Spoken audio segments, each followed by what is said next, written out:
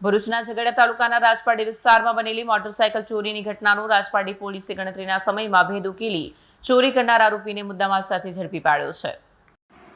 प्राप्त माहिती अनुसार डभाल गामना રહેવાસી જયેન્દ્રભાઈ બગુભાઈ વસાવા તારીખ 18 મે 2026 રોજ રાજવાડી ખાતે ખરીદી કરવા આવ્યા હતા। તેઓએ પોતાની GJ 16 CM 1333 નંબરની મોટરસાયકલ રાજપાડીના વાંઝા કોમ્પ્લેક્સ ખાતે પાર્ક કરી બજારમાં ખરીદી કરવા ગયા હતા। ખરીદી પૂર્ણ કરીને પરત ફરતા તેઓને પાર્ક કરેલી મોટરસાયકલ સ્થળ ઉપરથી ગુમ હોવાનું જણાવ્યું। બાદમાં જયેન્દ્રભાઈએ રાજપાડી પોલીસ સ્ટેશનમાં મોટરસાયકલ ચોરી અંગે ફરિયાદ નોંધાવતા પોલીસે તાત્કાલિક તપાસ શરૂ કરી હતી। તપાસ દરમિયાન વાંઝા કોમ્પ્લેક્સ નજીક આવેલી દુકાનના CCTV કેમેરા ચેક કરવામાં આવતા એક ગઠિયો મોટરસાયકલ ચોરી કરતો કેમેરામાં કેદ થયો હતો।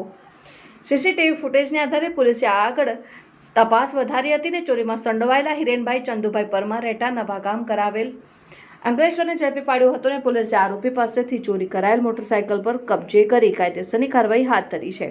રાજપાડી પોલીસની સતર્ક કામગીરીને કારણે ચોરીનો ગુનો ઝડપથી ઉકેલાતા સ્થાનિકોમાં પોલીસની કામગીરીને લઈ પ્રશંસા જોવા મળી। वीडियो जर्नलिस्ट प्रकाश चौहान साथे सत्या टीवी न्यूज झगड़िया।